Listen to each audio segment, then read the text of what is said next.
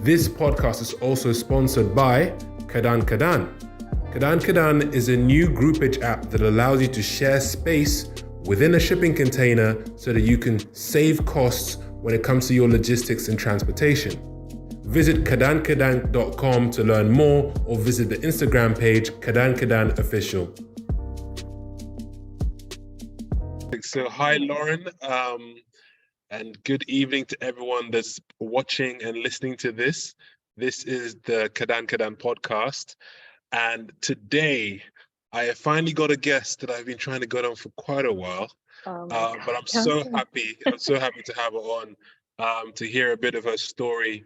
Lauren is a part of a WhatsApp group, the Kadan Kadan WhatsApp group, and someone sent a post about her previous successes, getting into a big retailer in the past. So I wanna get to know a little bit about, Lauren, how she got into her business, a little bit about her background and stuff. So welcome to the podcast, Lauren. How are you doing today? No, thank you so much. Thank you so much for having me. I know it's been a bit of a time for you chasing me and everything, but I'm super grateful to spend the time with you today.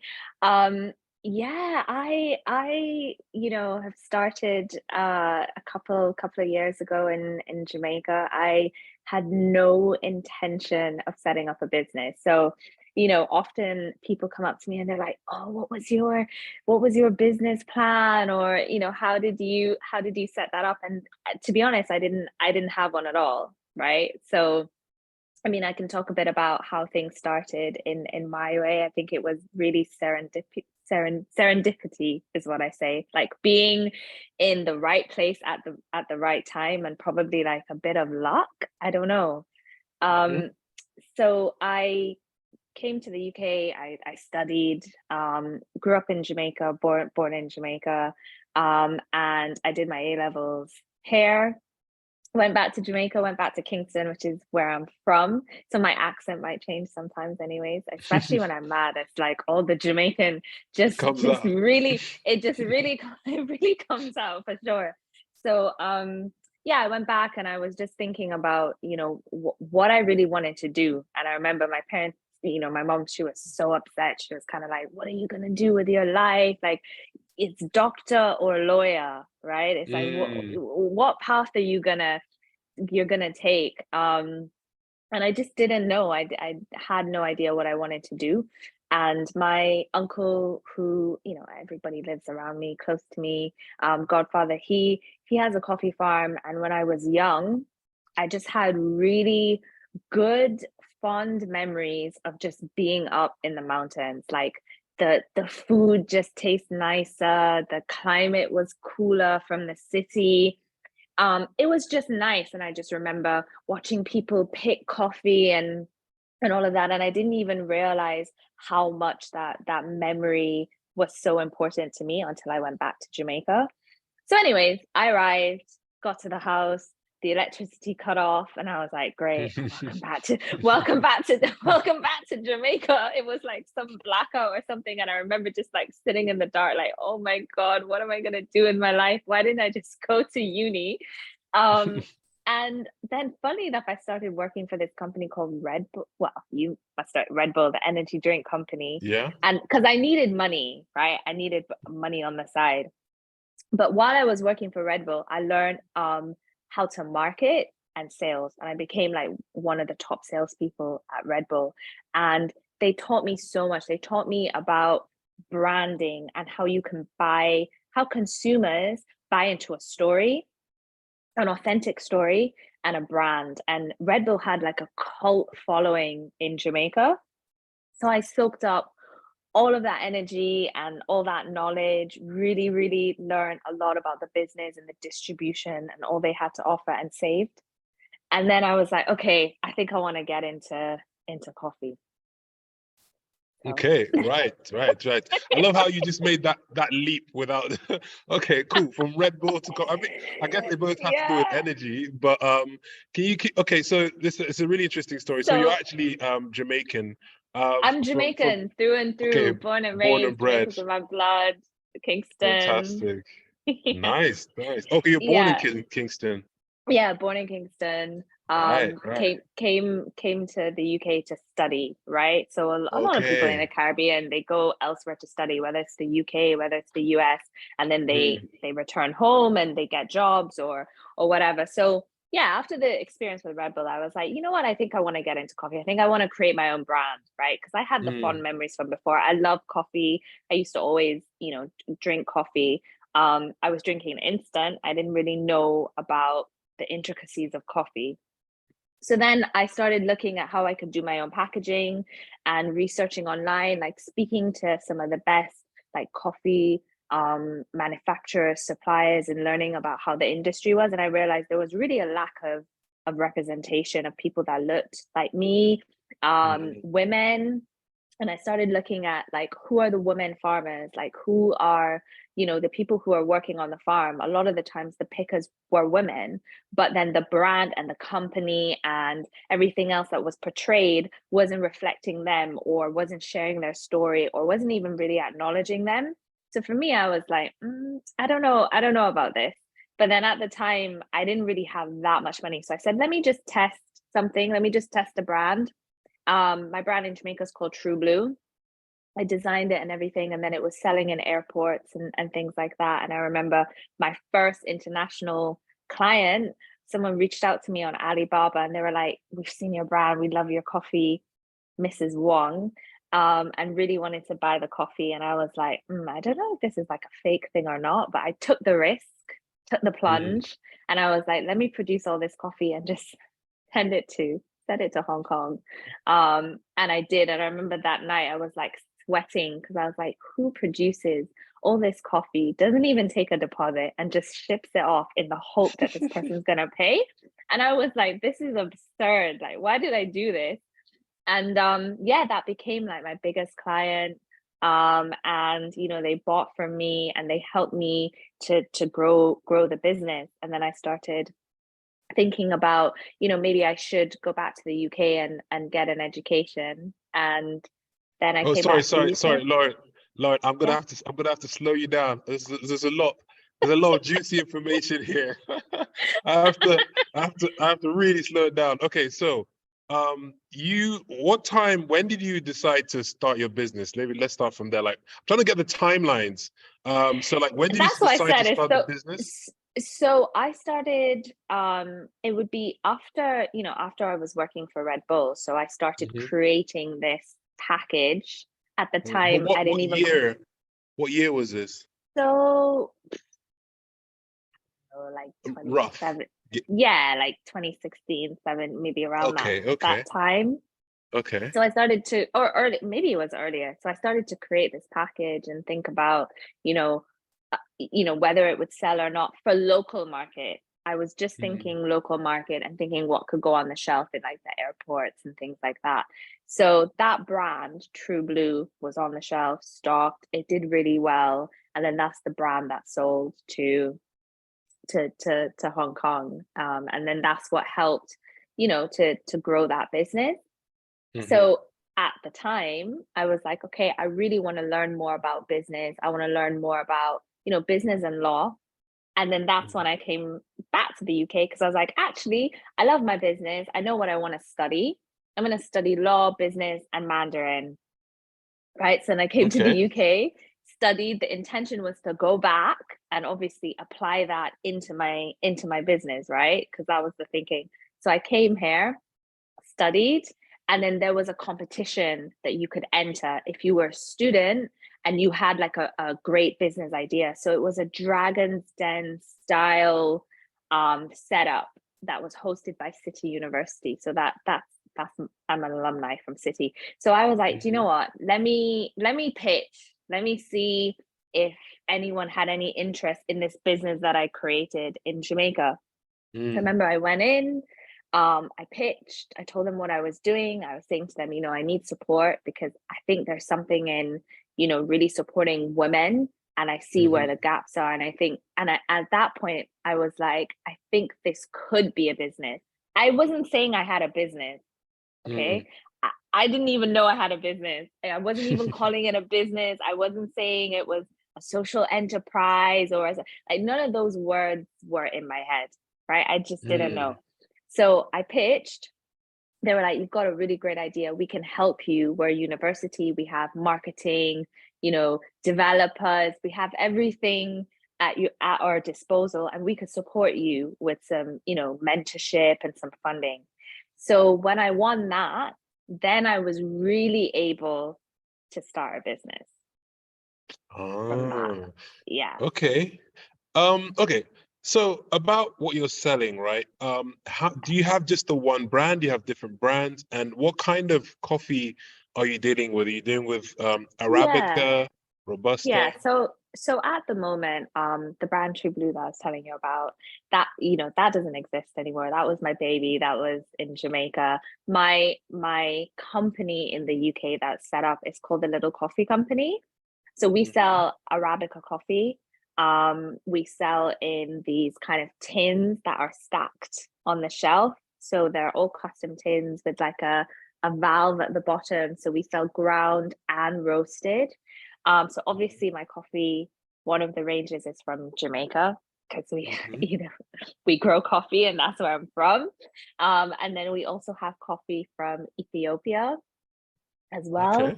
Okay. We have coffee from Cameroon, and we have Oh, coffee from Tanzania. So obviously, I just started with the Jamaican because it's what I knew, what I was around. It's my country, and then other farmers, after they saw what I was doing, and particularly wanting to support women. Reached out to me and they kept saying, we have a group of women that would love to work with you, and could we set something up so that they can work with you aside from our like main co-op. So then word of mouth started to kind of get around, and I started then working with farmers in East Africa, West Africa, and then that's how it kind of grew. wow, wow, wow. Because I heard when I was still in the UK, I heard that Cameroon had Arabica coffee as well. Because I'm from Nigeria, and I know that but I Very knew that close. there was some security issues and conflicts in that area. So, It has that been depends. a challenge? Not for me. So it depends where you are. So I think the where the border is and where you're alluding to, that's not where the coffee region is that I source from in Cameroon. Okay. So I source close to like Douala, and there's no sort of conflict or anything like that. So I've never really had any issues with supply. And the thing is, I think what's really important as well is um so many opportunities may come your way, like as a business, but it's so important, especially in agri, especially in like farming, to build the relationship on the ground. So before I had even started buying from that particular community and that farmer and the chief of the village, I had a relationship with them to kind of understand more about what it's like to work in that region. And they speak French. I don't, my French is not great. So even that, like language barriers, cultural differences. So before that even got off the ground, I had already had that back and forth and established a relationship with them. So it doesn't mean that things can't happen, because in any region that you're working in, things can happen all the time, from the effects of climate change. So in Jamaica, we're experiencing stronger hurricanes, we're experiencing more fires. According to the UN at the moment, by 2025, we're going to have like close to 1 billion climate refugees, which is Wow.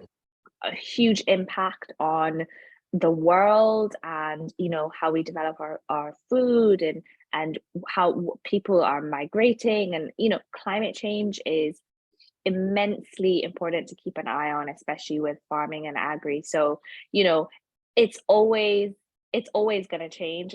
There's always going to be things and issues in terms of crops and whether they're resistant to pests. And you're Mm. battling so many things, and that's why I think it's important as a brand. And now I know that my company is a social enterprise. I didn't know what that was before a couple of years ago, but it's important to know these things, because customers, they pick up a package on a shelf, and they have no idea how hard it is to be able to get that product, from Mm. shipping, from farmers risking their lives sometimes to be able to produce crops, um climate change, like all the issues that I'm talking about, droughts, fire, it really is something. So for me, recognition, even saying someone's name, and Mm. saying, that's so important. It goes such a long way. And I Mm. think it's almost self-serving if it's like you portraying yourself as, especially in agri, like, it's you. No, it's not. It's not about me. It's about all the other people. Mhm. I'm the least important, So That's yeah, really it's interesting. been a journey. Yeah. Yeah, one thing I find really interesting about you in particular is that you kind of are passionate about the story and the brand, and then it comes across when you're speaking. And I think that I don't know about in Jamaica, but I think that something that we lack in our marketing in Nigeria and a lot of African brands is that branding aspect. We know how to like, call people and try and sell the product, but sometimes we don't Mm. really package that story together. So um, do you think that that was one of the main things that helped your company to grow in the way it did, that branding aspect? I think so. I think it was the industry at the moment with coffee, I guess a few years ago, it wasn't authentic, right? And a lot of consumers were craving for more authenticity, craving for more transparency. And I guess my brand came along, as I was saying, like, I think at the right time, where I was talking about things that consumers were, they desired, right? That's what they wanted.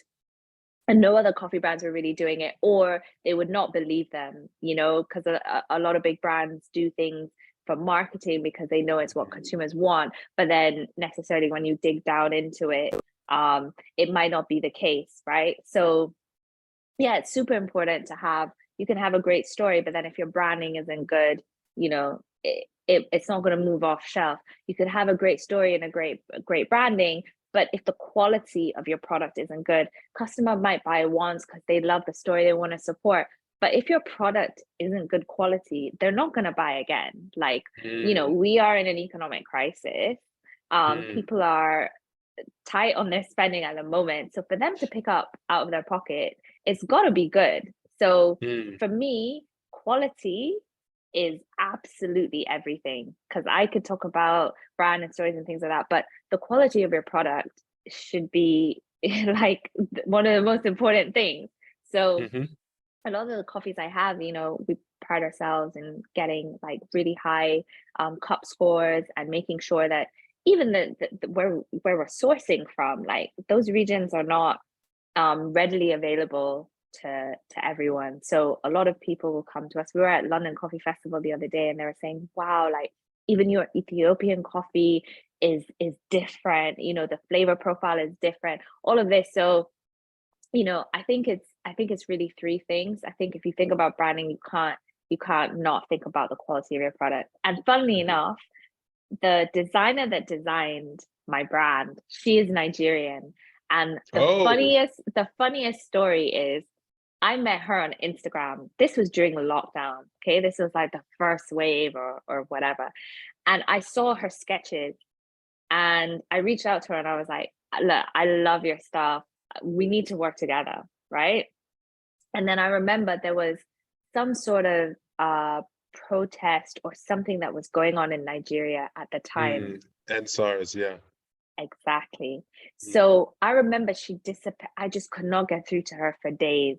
Okay. She disappeared. I was seeing things on the news. I was like, oh my God, I hope she's okay. And she had an issue with electricity or whatever, something. She couldn't get electricity or something. She went from one place to another place.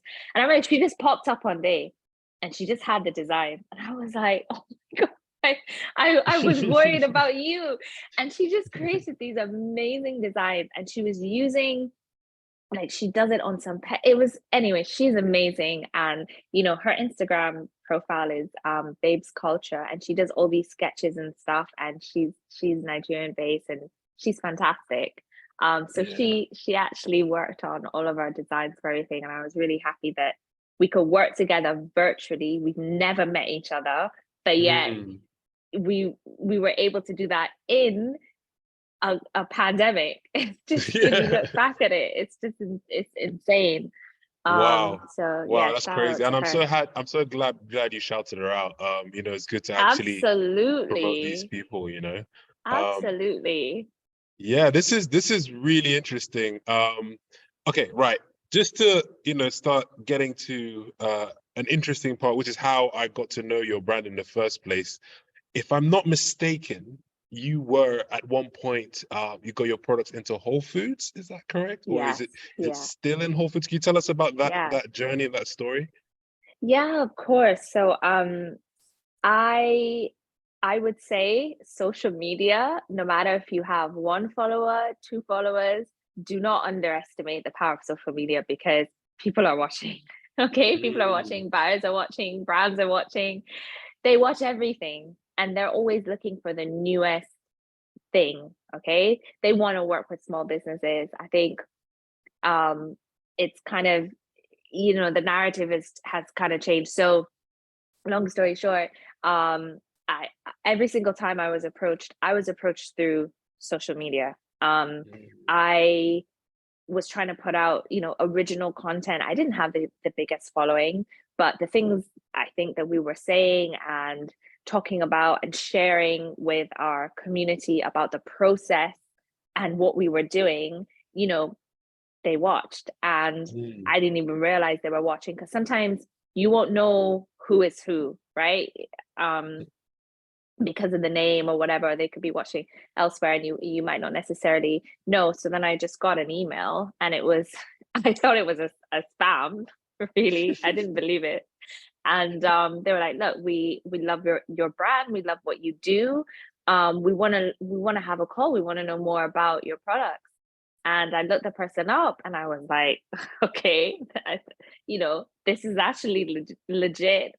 And yeah, and then we launched last year, during the Queen's Jubilee, or was it the year before? I'm losing track. But it was last year actually. We launched last year, and in store. And yeah, it was a journey. I still can't believe it. I was in Jamaica at the time when they confirmed that they needed all the orders sent in. So that was manic to get that sorted. And yeah, we're still stocked. We're also stocked in Selfridges, which is a high-end retailer. It's like a Harrods or a Fortnum's. They're gonna kill me for saying that, but it's the equivalent. So I'm really happy, because I'm happy that we are uh you know woman, female owned coffee brand. I'm an ethnic minority, and I'm the first ethnic minority woman to be stocked on shelf in that category. So for Whole Foods and for Selfridges, and to come from an island and to come as an international student, and to be able to do that, and to be able to get that support and everything, it's just, for me, it's, I still like pinch myself and wonder how else It's happened. real. No, Yeah. that's beautiful. And what I could definitely take from that, and I'm definitely going to be studying your Instagram. But what I Oh could my what I gosh. could take from that is that sometimes you just gotta like do your thing and look ahead, and because sometimes people are thinking, oh, I need to find buyers, and asking around, putting themselves on different databases and stuff, but they don't put as much into their brand, and they don't just do the work. And you never know, like you said, you never know who's watching. And yeah, Yeah. that's really interesting. And most of your bigger deals, they come from like your social media and stuff like that? Yeah. Yeah. Wow. 90% of every, comes from social media. And, up until recently, it was just me, like, doing everything, jack of all trades, right? Wow. So it was me organizing absolutely everything. So as much as I wanted to be proactive, I was being so reactive with my business, because I was fighting fires, and it's not easy. So Mm. running a small business is not easy. It is And are hard. you working It at the is same so tough. time? I am working at the same time. It is so Wow. tough. So um it's not easy. It's your baby. It's 24/7. It does not stop. And, we've recently just been able to grow the team, and that's a whole new process and a whole new chapter for my company anyways, having to work with other people and, lean on them and listen to them and trust them. So I'm really happy because finally, it will make the business better. So Mhm. I'm definitely happy about that our little team is growing. Fantastic, fantastic. Okay. In the interest of time, and this has been so good, I really don't want it to end, but every good thing must come to an end. But I have a couple more questions for you. One is, Sure. you've mentioned that it's hectic, it's a lot of work, you're working at the same time. What's driving you? Like when you have those difficult days, what's behind, just saying like, look, let's just keep going? Because I have a friend, she's also in the agri space, and Hmm. she's a female founder doing similar things, but in a different value chain. And she's told me she's cried, she's thought about Oh quitting yeah. and moving Yeah, back to yeah. London. So Oh, can you that's a tell me about, daily. yeah, That's a yeah. So daily. what's I your cry what's all the your thing? time. Like lately, I was saying to my friend the other day, lately, I was like, I cry all the time. I don't know why. I've been crying all the time about the stresses of my business.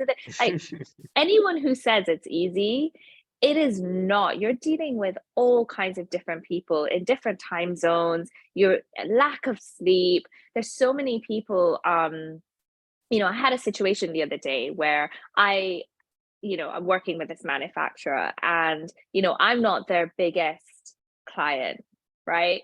And I kind of got pushed to the side because I wasn't their biggest client. And you see, when you don't own your own like your own supply chain and you don't Hmm. own your own thing, you have to sometimes work with others who are probably your competitors, right? And that's a Yeah. hard pill to stomach in itself because you're dealing with people that like you're dealing with them because you need them. They're Mm, taking the money, but at the end of the day, they're still really your competitors. So it's mm, it's really tricky in the coffee industry because 9 times out of 10, the only people who have everything completely down the whole supply chain are massive, massive companies, right? hmm. So I kind of got pushed to the side and I felt so defeated, so deflated. I just like had enough. So many times I just thought about, I just want to quit. Life would be so much easier and simpler if I just did not, have this business. But to be honest, I have to remind myself, I think one thing, surround yourself with good people, like always. I think tomorrow, if I had said to one of my best friends, I want to be an astronaut, I want to go to the moon, they'd be like, okay, let's get you the gear. Like, like, that's what you want Yeah. to do. Let's get you got to have people around you who are going to hype you up. Be Mm, real and be honest with you, but also like be super supportive. So I think that's the thing that keeps me grounded. So I talk to people, I talk to my closest friends, I talk to my family, and that helps. And I when I'm stressed, I eat. So for me, for me, good food is absolutely one thing. Yeah, I've got to What's have what's good what's food. your go-to food? What's your go-to stress food? My go-to stress food would be snacks and sweets, which is horrible. Fair enough. So Hey, it's white we've all got our chocolate, thing. it's sweets, it's like it's that like sour cream and onion Pringles. It's just, yeah, it's a mess. And then in terms of comfort food, I eat a lot of chicken and seafood, so it's probably like Mm, baked chicken with rice, plantains, that's like real soul comfort food. I love that. yeah, yeah, yeah. So when I'm stressed, I eat. And I think the other thing is exercise. So if I'm too busy and I'm just fighting fires all the time and I'm not getting up early, I'm a 5 a.m. person, 5, Mm, 5:30, that's when I get up. If I'm not working out, it really destroys my mind and my physical health. Like I feel it. So those are the three things I think that I do to help improve yeah, makes myself. sense. Makes sense. Yeah. Honestly, the working out one is an underrated one because I recently started working out again and like I could feel like more ideas coming to the blood was circulating my This brain is more. I was what like, I'm saying. what's You going on? know, you know what's also a good thing that I don't do, but I know it's good? surrounding yourself, putting yourself in a different environment and surrounding yourself Mm, with different people, because it's so easy to surround yourself with the same people, but then it doesn't fuel innovation, right? mm, Or because you're around the same. So even now, I'm around the same, and like even tomorrow, I'm going to be taking a trip and just doing like a day trip to be in a different environment, and I know for mm, sure it's going to not only give me a break, but I see different things, you know. um and I love information, and I love culture, I love people, like I love to learn like what's going on over there, what's going over there, because if you stay in the same bubble, you can't grow, you yeah, know. yeah. No, I completely agree. Okay, right. So, final question before we get your Instagram and website. Okay. What's kind of been the biggest challenges for you in terms of your business? Anything, just like from marketing to supply chain, whatever. Yeah, What's the big obstacle? the biggest obstacle for me is finding good people to to join the company, because I feel like Mm, when you are a small business, you are competing with either getting like uni students who are not really that invested, they're doing it because they're passing through, mm, and they might be great, but then you know they're going to leave unless they really see it as a job for the future, right? And for me, that's rare. Like they want to go off and go on gap years or do whatever. And then so I think that, and like retaining good people, there's so much going on at the moment. You know, people want different opportunity, they want to work from Thailand or they want to work from, mm, you know, wherever, and travel more, and it's really hard to find good good team, good staff that, you know, you can that will want to grow with the business. So I think that's been a huge challenge. mm. The other thing I would say is probably we're at that in between stage where, you know, we're a small company, but we are trying to grow. So, you know, access to the right people, when I say right people, I mean like network, um, you know, potential opportunities to scale. Um, that's been a massive challenge for Hmm. us. I think I think those are the two things that come to my head. Wow, wow, that's really interesting. Hopefully, a potential employee or partner can watch this and be like, "Hey, I'd love to be a part I of this." hope So, so. Like reach out, because there's a lot of things that could be done. mhm, You know, there's a lot of things that can be done on online. We have other things that you can do, but you know, if any of your kind of viewers are in London and they are looking for opportunities, you know, we do need to be able to have some more like customer service support, sales support, like developing some social media and content, because that's mm, something that has really worked for us, and I think we're not even doing enough. We're just at the tip of the iceberg for that. So I think if there's anyone who's interested, and they can DM me, you know, at Little Coffee Company. That's my Instagram. Website is www.littlecoffeecompany.com. So, you nice, know, reach nice, out. And my email is Lauren at Little Coffee Company. So, you know, if anyone's interested in anything else, let me know. fantastic, fantastic. Lauren, I've loved this conversation. It's been I so feel much like, fun. yeah, the time has gone really quickly, I but know, I I can you talk to know, you for so long. I know. Maybe in the future we might have a part two. Fingers crossed. But Yes. it's been very lovely connecting with you and hearing your story. Okay. And I hope that other women are also inspired by your story to, just go for it and take it to the next level. So have a lovely evening. I'm sure you've probably got loads of work to do. Your day's not over. But yeah, enjoy your evening, and we'll keep in touch. Yeah, thank you so much. I'm so grateful that you took the time to speak with me. Thank you. Same here. Same here. All right. Take care. Bye.